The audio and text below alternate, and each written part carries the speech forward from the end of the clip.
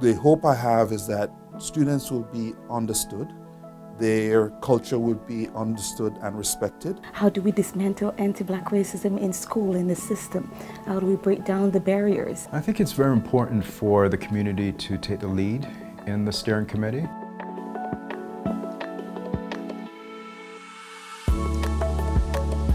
I was quite impressed by the board and its decision to turn over control of the steering committee to community through the three-way chair that we have set up now. Really allows us to explore various challenges and gaps and successes of the board in ways that we weren't able to do. I believe that by co-leading and co-creating the work that's been done by the committee, hopefully it will create a better feeling of trust, a better relevance to the community, and people in the community will feel that they have more of an opportunity to be heard. As a mom, it's so important for me to engage with community. So when you take care of not just your home, but your community, it's a holistic approach to that thing that we hear, it says to take a village.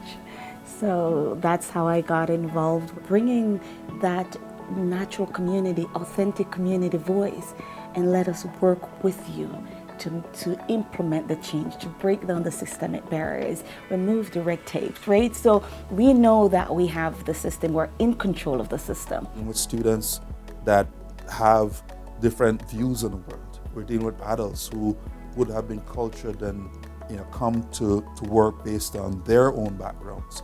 So how do we measure that there are more harmonious environment created, that there is nothing that needs to be addressed that would affect the learning for the students? I think the first step in garnering community support is to build community awareness, that the strategy actually exists, that the steering committee actually exists, and where we're at in that strategy.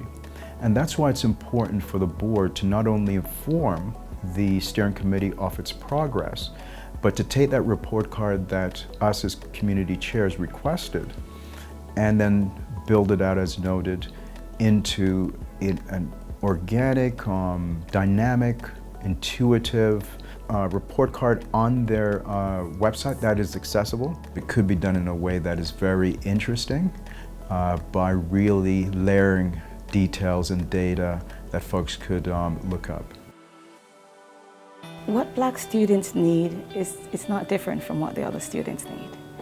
But we've seen in history that they've been overlooked and left behind. And that's why today we can probably ask ourselves, what do Black students need to succeed? And so right now what we need is intentionality in our educators. And for them to see that when one community is doing well, everybody is doing well. It's a ripple effect when no one feels left behind and everybody feels seen, heard, valued, appreciated. We have students that have different abilities and they would need different levels of support.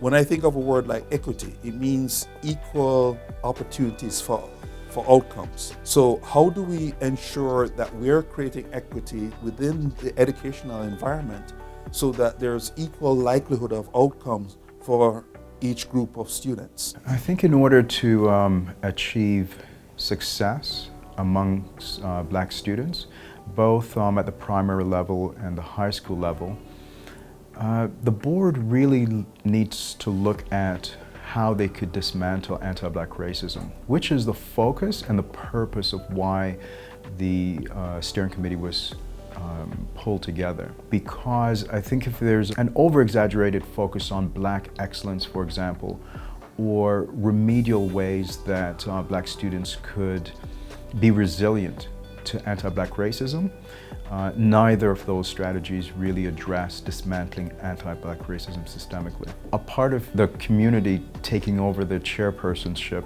of the steering committee is to refocus the board on saying, yes, Black excellence is very important, you need to continue that work, as well as the remedial interventions that you've done to address the remnants of anti-Black racism and its impact.